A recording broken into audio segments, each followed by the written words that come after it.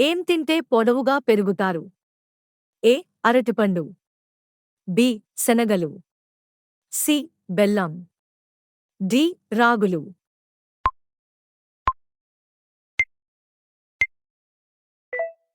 సమాధానం డి. రాగులు. ఏ పండును తినడం వల్ల కీళ్ల నొప్పులు తగ్గుతాయి? ఏ. ఆపిల్. బి. పుచ్చకాయ. సి. అరటిపండు. డి. నారింజ.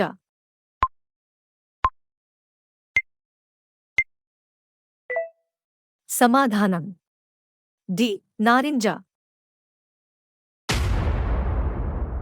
భోజనానికి ముందు నీళ్లు తాగితే ఏమవుతుంది? ఏ. కడుపు నొప్పి. బి. కిడ్నీలో రాళ్ళు. సి. మధుమేహం. డి. ఏవి కావు.